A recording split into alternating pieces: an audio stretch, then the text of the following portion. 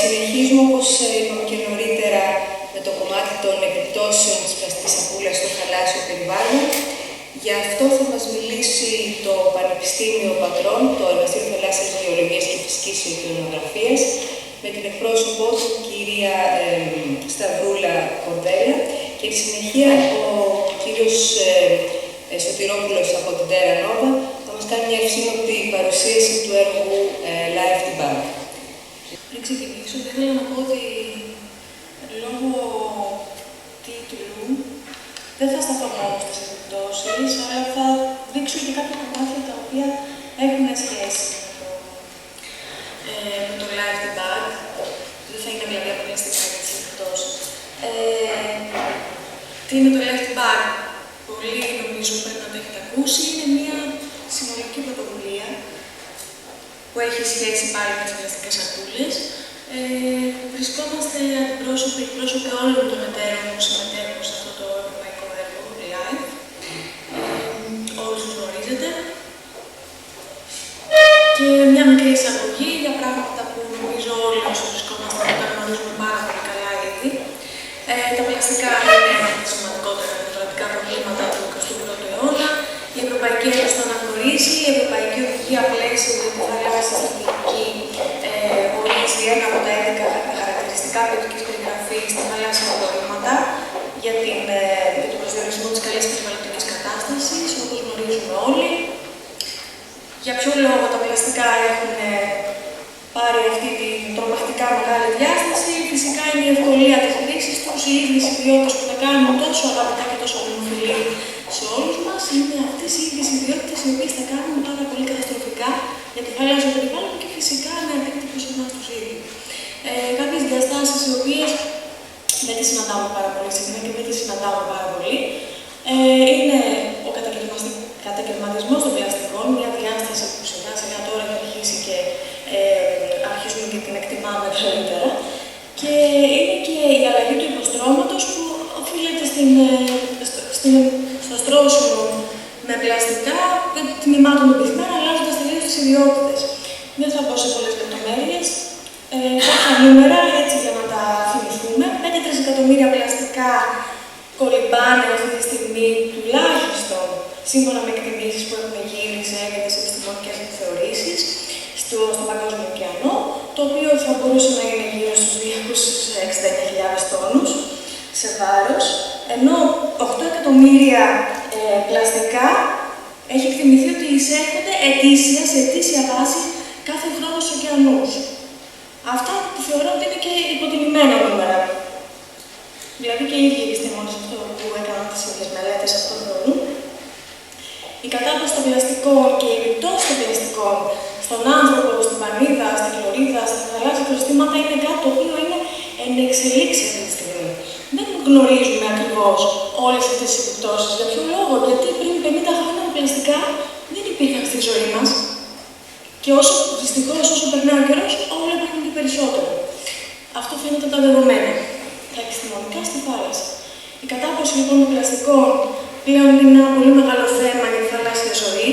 Έχουμε δει ότι μέχρι και πάρα πολύ μικρά είδη καταπίνουν τα πλαστικά, τα μικροπλαστικά που λέμε, τα οποία μικροπλαστικά υπάρχουν και από μόνα τους στο θαλάσσιο περιβάλλον, τα οποία όταν λέμε από μόνα τους είναι τα πλαστικά τα οποία ή τα μικροσφαιρίδια που λέμε, τα οποία υπάρχουν σε οδοντόπαστες, αν έχετε ακούσει, σε διάφορα καλλιτικά προϊόντα που έχουμε όλοι στο μπάνιο μας.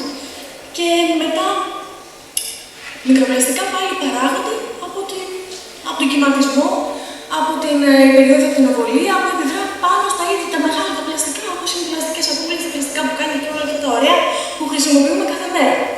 Λοιπόν, μέχρι και το πλανητόν βέβαια καταναλώνει πλαστικό και φυσικά έχουμε δει ότι τα νεαρά άτομα ψαριών έχουν και μια μεγάλη συμπάθεια στο πλαστικό.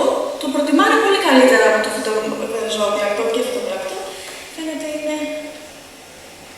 Τους αρέσει πιο καλά το fast food. Μετά, κατάπαυση και εμπλοκή, κάτι που το ξέρουμε όλοι. Χιλιάδες ή εκατομμύρια ζώα κάθε χρόνο επηρεάζονται και θανατώνονται από τα πλαστικά και από εμπλοκή σε πλαστικά και από κατάπαυση πλαστικών. Και κάτι πάρα πολύ σημαντικό είναι ότι αλλάζουν τα οικοσυστήματα μέσω των πλαστικών με ποιο τρόπο? Διάφορα εξαιρετικά είδη κάνουν το στόπ, ανεβαίνουν πάνω σε ένα πολύ ωραίο ελαφρύ πλαστικό που είναι μια πλαστική σακούλα. Η πλαστική σακούλα κολυμπάει πάρα πολλά ναυτικά μίλια, κάνει πολύ μεγάλα ταξίδια, υπερατλαντικά ταξίδια και μπορεί να πάει και να αλλάξει τα οικοσυστήματα μεταφέροντας άλλα είδη. Ξενικά, επιθετικά, έχουμε ακούσει όλοι τι σημαίνει αυτό. Τώρα, το Πανεπιστήμιο Πατρών έχει πάρα πολλά ερευνά και μελλοντικά και επιπλέοντα και παράκτια απορρίμματα. Τα παράκτια στη συνεργασία με το Δίκτυο Μεσογείου SOS. Πολύ σύντομα θα πω ότι στον Πατραϊκό και στον Ιόνιο που έχουν γίνει μελέτες, υπάρχει μια πυκνότητα η οποία μπορεί να φτάσει και τα 437 τεμάχια με τετραγωνικό χιλιόμετρο. Το 1/3 από αυτά είναι πλαστικές σακούλες. Ενώ στο σερονικό κόλπο, θα πούμε σύντομα, μπορεί να έχει φτάσει ακόμα και τα 3.500 τεμάχια απορριμμάτων που βρίσκονται αναπαυμένα στο πυθμένα ανά τετραγωνικό χιλιόμετρο πάλι. Και επειδή έχουμε και μια διαχρονικότητα σε αυτές τις έρευνες, βλέπουμε ότι οι τάσεις είναι ίδιες, η σύσταση είναι ίδια. Περίπου οι πλαστικές σακούλες είναι από το 1/3 έως το μισό, δηλαδή είναι πολύ μεγάλο ποσοστό η πλαστική σακούλα στο θαλάσσιο περιβάλλον. Μπορεί να μην βλέπουμε στις παραλίες, αλλά στη θάλασσα υπάρχει μέσα πάρα πολύ. Αλλά οι τάσεις είναι αυξητικές.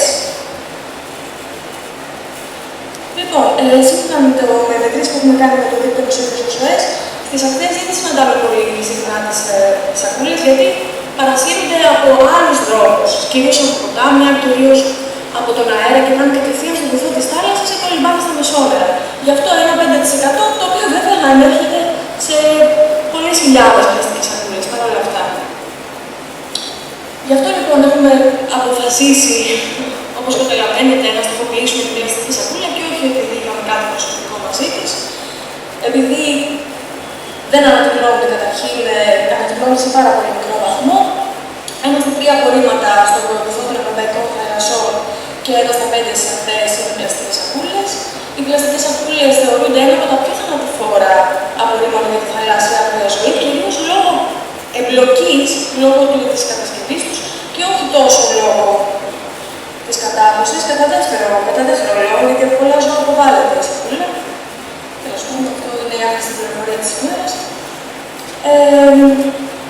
Η Ελλάδα επίσης είναι μια χώρα η οποία πρέπει να κάνει αρκετά μεγάλη προσπάθεια για να πιάσει τους στόχους της οδηγίας πλαίσιο της Ευρωπαϊκής Ένωσης, γιατί έχουμε μία από τις υψηλότερες καταναλώσεις πλαστικής σακούλας και αυτό βέβαια δεν φαίνεται στο περιβάλλον μας, τα έλεγα αρκετά. Οπότε λοιπόν, πολύ σύντομα θα δείξω κάποια πράγματα για το Life Impact, όπως είναι η ανάπτυξη και η υλοποίηση μιας σχεδίας ενημέρωσης, πρόληψη και μείωση της πλαστικής σακούλας στο θαλάσσιο περιβάλλον, γι' αυτό και το παρακολουθούμε πάρα πολύ έντονα αυτό. Έχουμε 2 συνιστώσεις, είναι μια εθνική συμπέλαση ενημερωτική εκστρατεία και μια εντατική ενημερωτική εκστρατεία στο νησί της Σύρου, γι' αυτό και εκεί έχουμε διαλέξει το κλειστό σύστημα να το μπορούμε να το μελετήσουμε, να μπορούμε να κάνουμε κάποιες δράσεις εκεί ενημερωτικές, αλλά να μπορούμε και να παρακολουθούμε πάρα πολύ στενά. Η Σύρος, να πούμε βέβαια ότι είναι ένα νησί αρκετά μεγάλο. Είναι, θα λέγαμε, μια μικρογραφία μιας χώρας. Έχει τα πάντα μέσα. Έχει πάρα πολλά καταστήματα. Όσοι πολλοί από εδώ βλέπω την έχετε ήδη επισκεφτεί. Οπότε λοιπόν είναι ένα πάρα πολύ μεγάλο στοίχημα. Αν καταφέρουμε να αλλάξουμε κάτι σε αυτό το νησί, σημαίνει ότι σιγά σιγά θα μπορέσουμε να κάνουμε και πολύ περισσότερα πράγματα και για άλλα απορρίμματα, όχι μόνο για την πλαστική σακούλα και για άλλα απορρίμματα μέσα. Λοιπόν, το κοινό το οποίο επιθυμεί το Life Impact στη Σύρο είναι όλοι. Θα μας πει και ο κύριος Σωτηρόπουλος παρακάτω κάποια θέματα. Κάναμε μία εβδομάδα που το αφιερώσαμε στο περιβάλλον, το αφιερώσαμε στην αποπλαστικοποίηση. Συνδέσαμε μουσική μαζί με παρουσιάσεις επιστημονικού περιεχομένου. Καλέσαμε επιστήμονες από όλο το Φρανσουά Καλβερνί, ο οποίος είναι ο Mr. Marine αυτοπροσώπος, και χρησιμοποίησαμε και άλλα όπλα, όπως διασημότητες. Όπως βλέπετε, μοιράσαμε πάνιες τσάντες σε διάφορα κομβικά σημεία, στο λιμάνι και σε σούπερ μάρκετ κυρίως, που ο κόσμος το υποδέχτηκε πολύ ζεστά. Κάναμε θελειωτικούς καθαρισμούς και καταγραφές απορριμμάτων, έτσι ώστε τα οποία θα γίνονται συστηματικά και γίνονται ήδη συστηματικά. συστηματικά κάθε 2 μήνες παρακολουθούμε το θαλάσσιο περιβάλλον, έτσι ώστε να ξέρουμε τι γίνεται, ποιο είναι το επιβατικό φορτίο. Ο κύριος Μάριος Κουτσίλος, ο Διευθύνων Περιβάλλοντος, που είναι και εδώ, όπως βλέπετε, σε ρόλο συμμετέχοντας στον καθαρισμό, είναι ο πρώτος αντιδήμαρχος περιβάλλοντος που βλέπω να το εννοεί αυτό που κάνει. Κάναμε διάφορες δράσεις με παιδιά και με εκπαιδευτικούς, τα οποία φέτος το χειμώνα θα έχουν και μεγάλη συνέχεια. Και κλείσαμε μια πανηγυρική εκδήλωση, πάλι συναυλίες, παρουσιάσεις επιστημονικές από επιστήμονες που είχαν έρθει, ο Φρανσουά Ρελγανέ και ο Φρανσουά Σπυραρό, σχετική με τα πλαστικά στο θαλάσσιο περιβάλλον. Όλα αυτά έγιναν στην κεντρική πλατεία της Σύρου, ανοιχτά προς όλο τον κόσμο, και κλείσαμε μουσική για να, όπως καταλαβαίνετε, διανθίσουμε με τέχνη όλο αυτό το μικρό κλίμα. Λοιπόν, οι επιστημονικές δράσεις που γίνονται, πολύ σύντομα, έχουν σχέση κυρίως με την καταγραφή των απορριμμάτων γενικότερα. Καταγράφουμε όλα τα απορριμμάτα, όχι μόνο στις σαπούλες, έτσι, για να δούμε τι άλλες συμπράσεις να βγάλουμε ευκαιρίας στο θαλάσσιο περιβάλλον, αλλά φυσικά γίνεται και μία καταγραφή με χρήση αριθματολογίων και στον κόσμο, αλλά στον κόσμο της Σύρου, στους πολίτες της Σύρου, αλλά και στους πολίτες γενικότερα μέσω με το Πάντιο Πανεπιστήμιο έχει αναλάβει αυτό το κομμάτι. Οι καινοτόμες δράσεις, ναι, αυτό το βίντεο δεν θα παίξει, οι καινοτόμες επιστημονικές δράσεις, τις οποίες χρησιμοποιούμε για το θαλάσσιο περιβάλλον, είναι η χωριστική πλέμα από την κοστισμένη του κόλπου της Ερμόπολης. Χρησιμοποιούμε, δηλαδή, θέλουμε να δούμε πώς συνδέεται ουσιαστικά η μορφολογία του πυθμένα, το βάθος, η σύσταση του πυθμένα με τις ιδιαίτερες των απορριμμάτων. Από εκεί μπορούμε να βγάλουμε πολύ μεγάλα συμπεράσματα, έτσι ώστε να καταλάβουμε, ας πούμε, για παράδειγμα, που μπορούν να συσσωρεύονται απορρίμματα σε ένα τυχαία σημεία του πυθμένα. Κάναμε υποβρύχια βιντεοσκόπηση του πυθμένα, έχουμε διαλέξει 2 κόλπους και τους μελετάμε συστηματικά για να βλέπουμε τι γίνεται εκεί. Θα ξέρουμε την πυκνότητα ανά εξάμηνο, θα ξέρουμε πάρα πολύ σημαντικά δεδομένα και φυσικά τις ακτές, όπως σας είπα, ανά μήνυμα, και κάνουμε και αποτύπωση του ρηπαντικού φορτίου πλέον με τη νέα μόδα στην αποτύπωση του ρηπαντικού φορτίου στα απορρίμματα, που είναι η χρήση ντρόου. Μέχρι ένα συγκεκριμένο βάθος και στην παραλία μπορούμε να δούμε με την κριτική ικανότητα ενός απακιού μπουκαλιού, μικρότερο δεν μπορούμε να δούμε, έως εκεί, με χρήση αυτών μπορούμε να αποτυπώσουμε μόλις χθες πλέον. Εδώ βλέπετε κάποια